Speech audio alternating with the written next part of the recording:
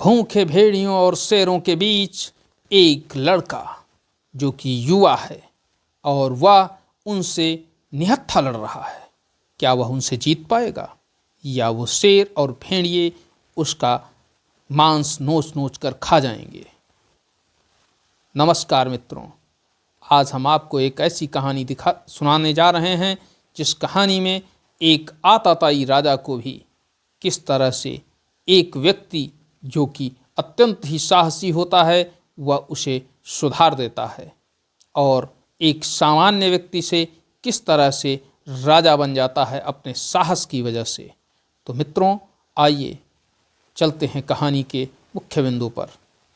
बात है एक गांव की, जो गांव समुद्र तट के किनारे बसा हुआ था। एक तरफ उसके पहाड़ी थी, दूसरी तरफ समुद्र था और तीसरी तरफ एक गहरी खाई थी और केवल एक ही रास्ता ऐसी थी जिससे कि उनका आवागमन होता रहता था और उसी से वो अपना व्यापार इत्यादि करते थे और वहीं से कहीं आते जाते थे।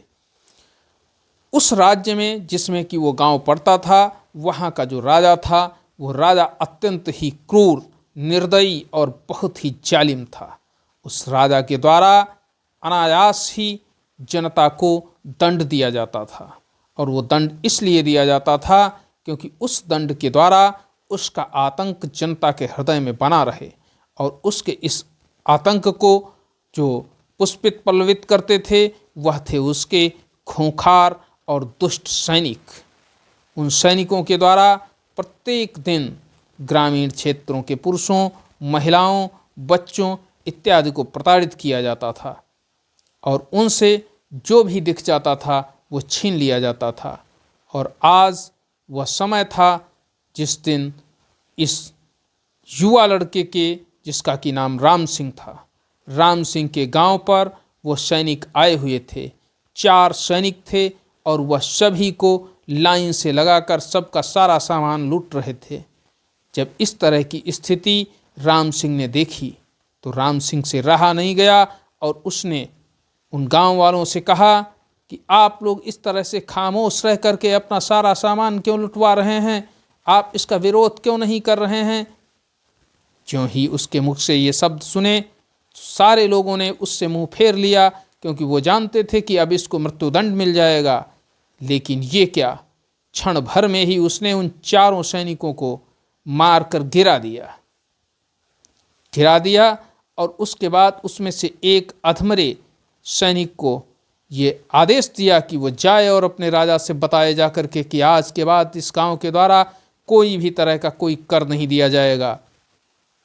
मित्रों, जब जो ही ये स्थिति होती है तो घायल अवस्था वाला सैनिक तुरंत ही घोड़े पर चढ़ता है और घोड़े पर चढ़ करके वो राजा के पास भाग जाता है। इधर गांव वाले जब उसके द्वारा इस तरह का कृत्य सुनते हैं तो गांव वाले उसको कोसने लगते हैं। और कई सारे लोग तो ऐसे होते हैं कि जब गांव में एक व्यक्ति साहसी होता है तो उसके साहस को वो बर्दाश्त नहीं कर पाते हैं, क्योंकि वह नहीं चाहते हैं कि उस व्यक्ति के द्वारा कोई अच्छा कार्य किया जाए। और ऐसे ही एक व्यक्ति होते हैं और वह उसको उलाहना देते हुए कहते हैं कि तुम्हारे द्वारा जिस तरह से इन 3 सैनिकों की हत्या की गई है, इसका प्रतिफल जरूर मिलेगा और तुम्हारे द्वारा जो ये उतावलेपन में ये कार्य किया गया है, राजा इसका प्रतिफल अवश्य लेगा और वो आ करके हमारे पूरे गांव को ही उजाड़ देगा। इधर राम सिंह के तो केवल पिताजी थे जो कि अत्यंत वृद्ध थे और तो कोई घर में था नहीं, लेकिन फिर भी वो साहसी था और वो राजा के आगे झुकने वाला नहीं था। उसने कहा कि जब हम यहाँ पर 200 लोग निवास करते हैं तो क्यों ना हम आपस में मिल करके राजा के इन दुष्ट सैनिकों का मुकाबला करें और इनको यहाँ से मार भगाएं, जिससे कि हम अपना जीवन आराम से और सुखमय तरीके से जी सकें।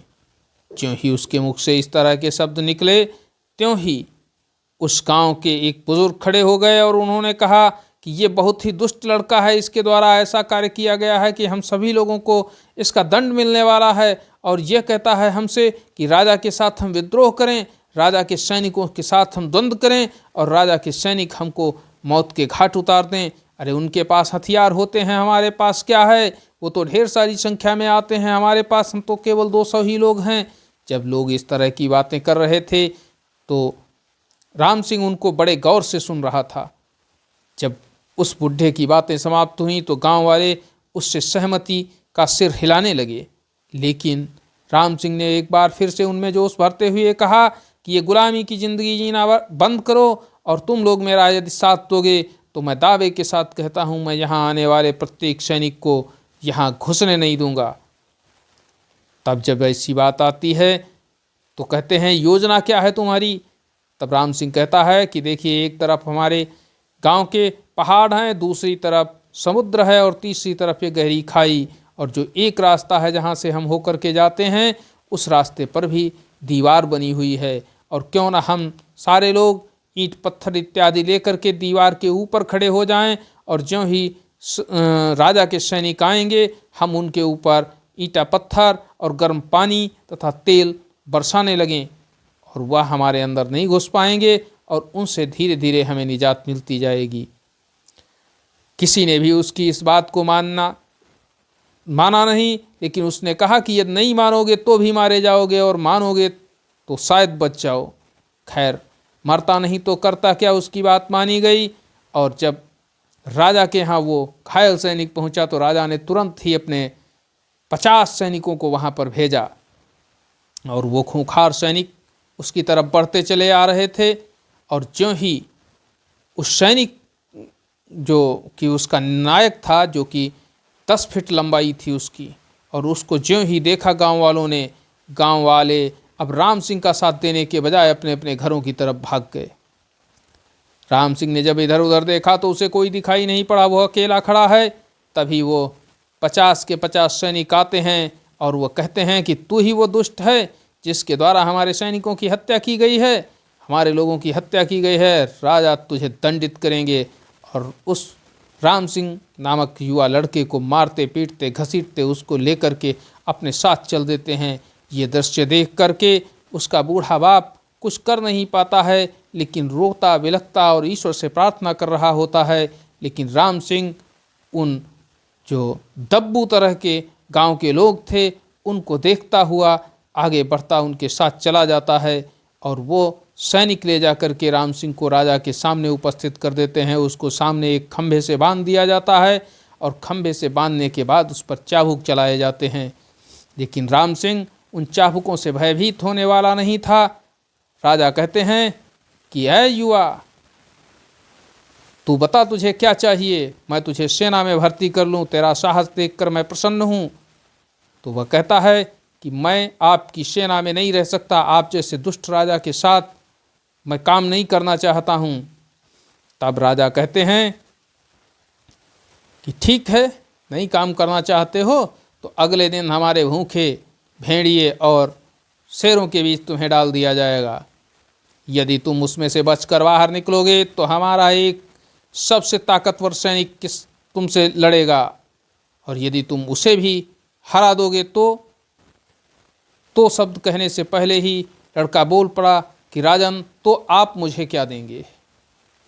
ज्यों ही उसके मुख से ये शब्द सुने तो राजा कुछ क्षण के लिए शांत हो गया, और फिर राजा ने कहा कि तुम जो चाहोगे वह तुम्हें मिलेगा, तुम्हारा मुंह मांगा इनाम दूंगा। तो राम सिंह कहता है, राजन फिर इनाम देने के लिए तैयार हो जाइए।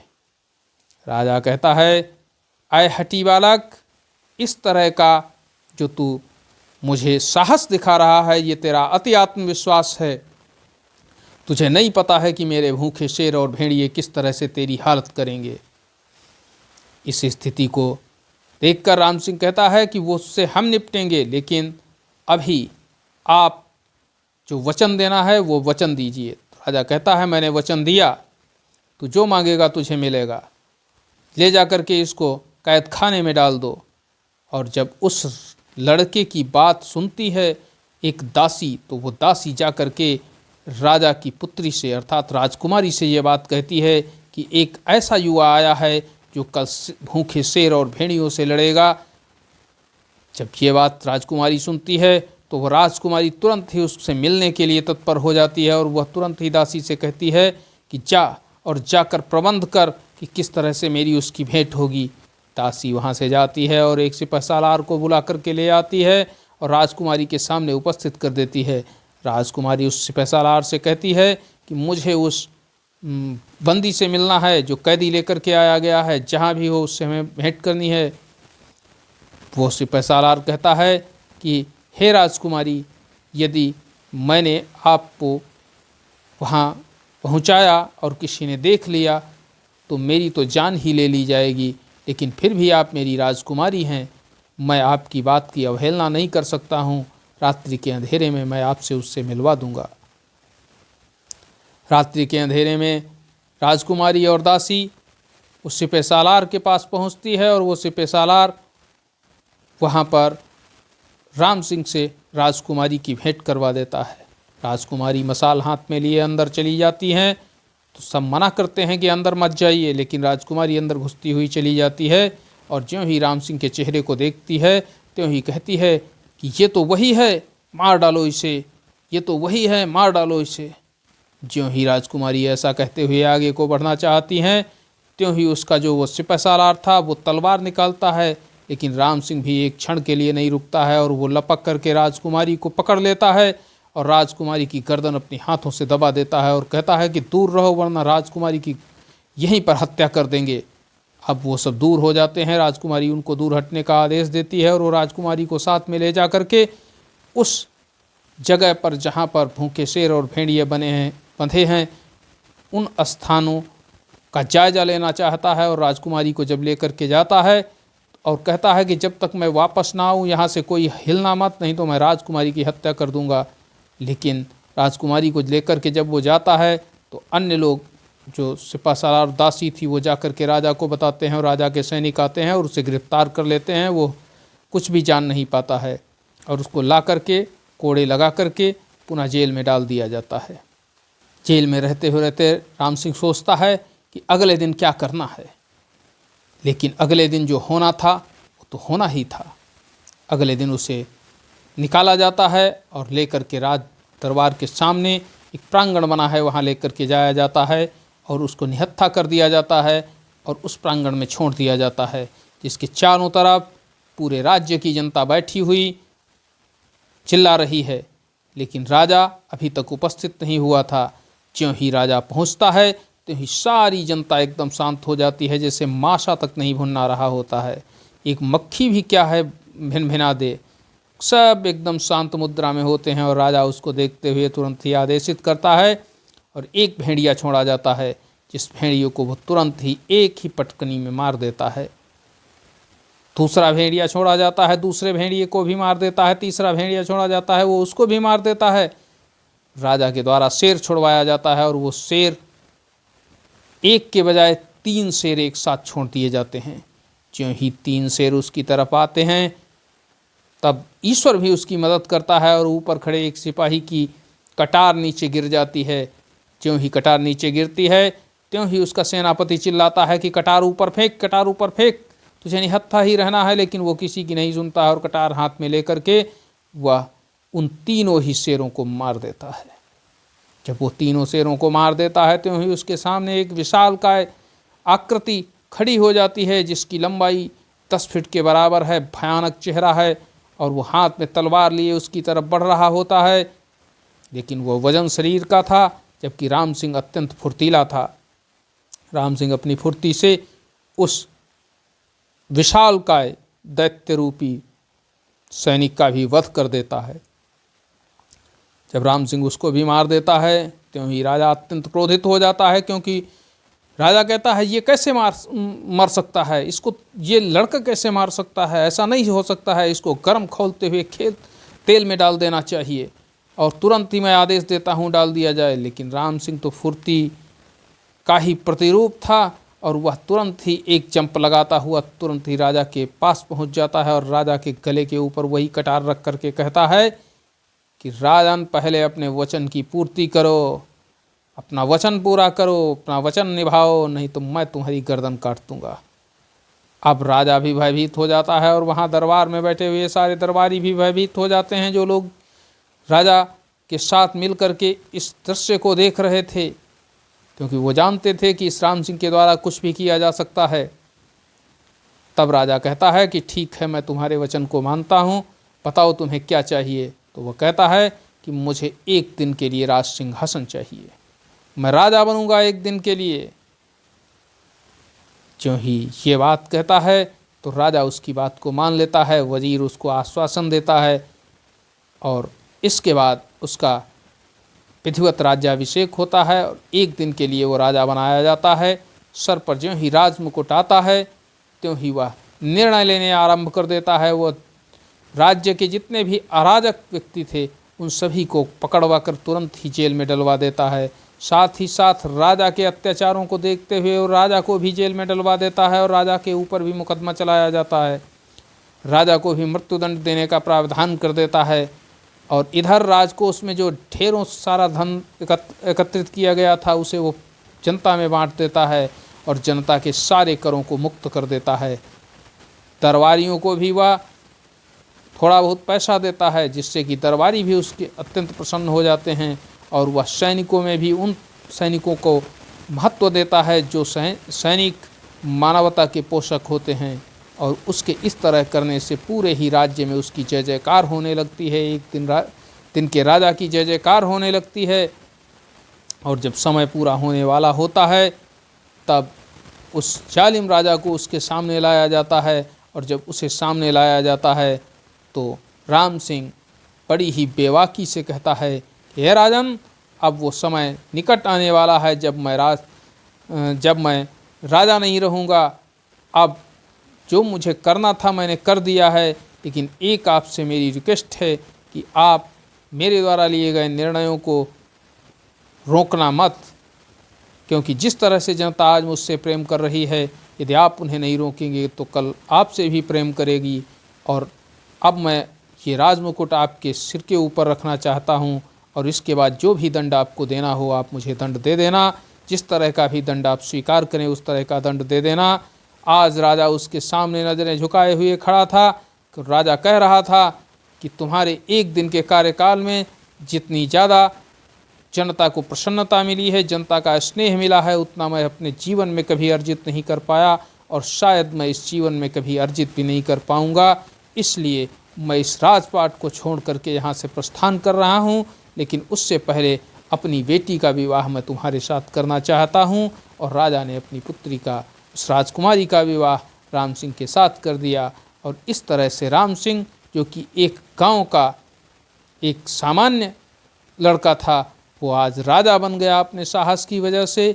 और तभी उसे याद आती है कि उसके गांव में उसका पिता, जो कि उसको सोच सोच करके लगातार पागल हुआ जा रहा था, रोता चिल्लाता घूम रहा था, राम सिंह उसके पास जब राजा के वेश में पहुंचता है तो वो अवाक रह जाता है। सारी बस्ती उसे देख करके दंग रह जाती है।